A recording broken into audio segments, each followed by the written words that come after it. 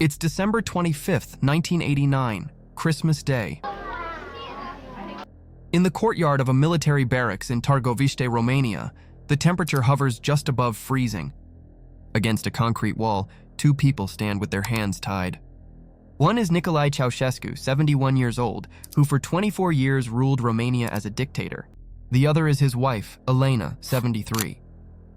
In front of them, three soldiers hold automatic rifles. Their names appear on screen: Ionel Boeru, Dorin Marian Curlan, and Gheorghe Octavian, the men chosen to end the Ceaușescu's rule. Just 4 days ago, Nicolae was the president of Romania. Now, on Christmas morning, he's about to be executed by firing squad. This is the story of the fastest collapse of a dictatorship in modern history.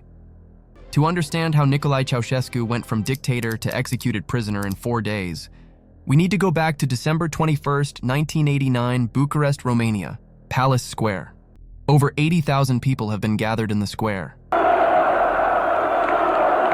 Many were brought by buses from factories and schools.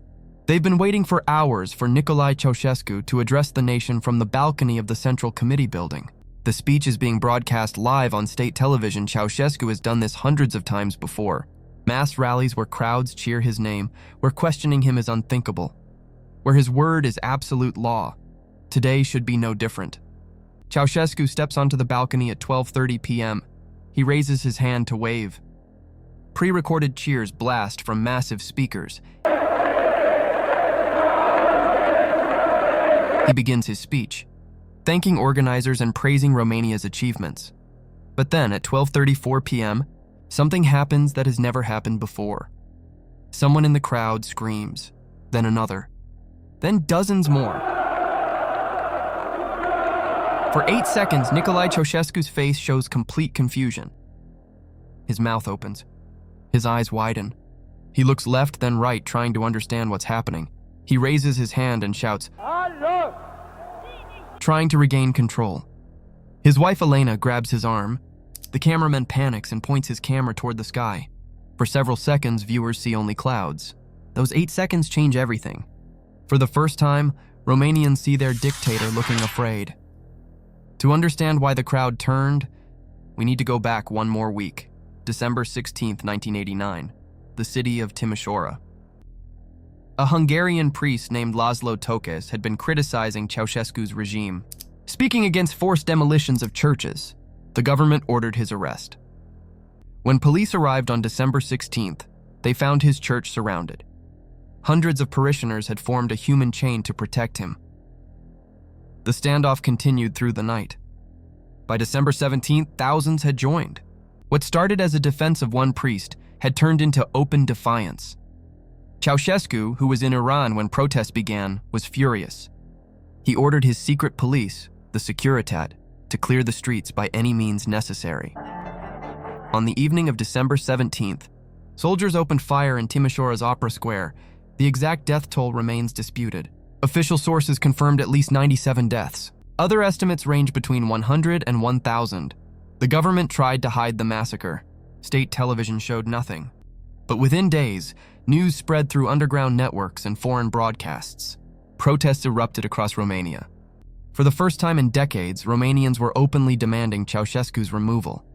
Ceausescu returned to Bucharest on December 20th. He believed one speech would crush the uprising. Instead, it became the moment his regime began collapsing. December 22nd, the protests have grown overnight. By 9 a.m., over 100,000 people are moving toward the Central Committee building, where Ceausescu is meeting with his cabinet. Ceausescu is still confident. He orders military units to disperse the crowds. But reports come in that some army units are refusing orders. Soldiers are removing their insignias and joining protesters. At 9:30 a.m., Defense Minister Vasile Malea is found dead in his office. The official announcement claims suicide. Protesters believe Ceausescu had him executed for refusing to order troops to fire. By 11 a.m., over 200,000 people surround the building. They're breaking through barriers. They're entering. Nicolae and Elena are on the top floor when their security chief bursts in. "We need to leave immediately." Nicolae protests. He wants to address the crowd, but Elena grabs his arm and pulls him toward the door. They rush to the stairs leading to the roof. A white helicopter is waiting, rotors spinning.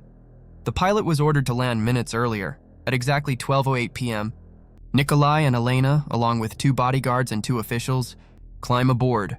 As it lifts off, they see thousands of protesters flooding the building, waving Romanian flags with the communist symbol cut out. Nicolae Ceaușescu will never set foot in Bucharest again. The pilot asks where they want to go. Nicolae keeps changing his mind. First, they land at his residence at Snagov. Nicolae tries calling military bases. Nobody answers. They take off again toward Pitești, where he believes a loyal garrison waits. But then air traffic control issues a warning. All flights grounded. Any unidentified aircraft will be shot down. The pilot tells them they must land immediately. At 1:20 p.m., they touch down on a road near Târgoviște. Now Nicolae and Elena are fugitives. For the next hour, they try flagging down cars. Most drivers recognize them and speed away. Finally, a car stops, driven by a doctor named Nicolae Deca. When he sees them, he tries to leave, but bodyguards force him at gunpoint. Inside the car, the radio broadcasts news of the revolution. The announcer declares them fugitives. Elena begins crying. Nicolae sits in silence. When they reach Târgoviște around 3:00 p.m., they tell the doctor to take them to a research institute. But the director recognizes them immediately. He pretends to welcome them, shows them into a room, then locks the door and calls police. At 8:00 p.m. on December 22nd, Nicolae and Elena Ceaușescu are arrested. For the next 2.5 days, they're held at a military barracks, military unit UM-0147. During this time, fighting continues in Bucharest. Securitate snipers loyal to Ceausescu shoot protesters from rooftops. Nearly 1,000 people are killed between December 22nd and 25th. The new government, the National Salvation Front, makes a decision. They need to end the violence immediately. They believe the only way is to prove Ceausescu is finished. They decide to execute the Ceausescus as quickly as possible. On December 25th, Christmas Day, a military tribunal is convened at the barracks. The trial begins at 2:00 p.m. The judges are military officers. There is no defense attorney. Nicolae and Elena must defend themselves. A television crew films the proceedings. The charges: genocide, killing over 60,000 citizens, destroying the economy, attempting to flee with over $1 billion stolen from the state. Nicolae refuses to recognize the court. I only answer to the Grand National Assembly, he says repeatedly. Elena is more aggressive. She shouts at judges, calling them traitors. She says she had been like a mother to Romania. The trial lasts 55 minutes. At 2:55 p.m., judges leave to deliberate. They return 4 minutes later. Nicolae Ceaușescu and Elena Ceaușescu, you have been found guilty on all charges. The sentence is death by firing squad to be carried out immediately. Nicolae shouts, "We could have been shot without this masquerade." Elena screams, "You have no right!" But the decision is made. Nicolae and Elena are led into the courtyard. A firing squad waits. Soldiers step forward to tie their hands. Nicolae protests. "This is not necessary." "We're not going to run," Elena shouts. "You sons of bitches! We're not criminals." The soldiers tie their hands anyway. Another soldier approaches with blindfolds. Both refuse. One guard tries to take them separately, but Nicolae demands they be executed together. The prosecutor agrees. Nicolae and Elena are positioned against a concrete wall, standing freely. The 3 soldiers with rifles stand about 10 feet away. The execution order is given. All 3 soldiers open fire. Captain Boru later revealed he was the only one who switched his rifle to full automatic. Both fall immediately. When doctors examine the bodies, they count approximately 120 bullet wounds. Most came from Boru's rifle. The execution happened so quickly the television crew missed most of it. They captured only the final shots and the bodies. Nicolae Ceaușescu died at 71, Elena at 73. The time was 2:50 p.m. Christmas Day, December 25th, 1989. The next day, Romanian television broadcast footage of the trial and bodies. The announcer said, "The Antichrist has been executed on Christmas Day."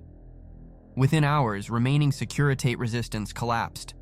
The fighting ended. The revolution was over. Nicolae Ceaușescu ruled Romania for 24 years. His fall from dictator to executed prisoner took 4 days.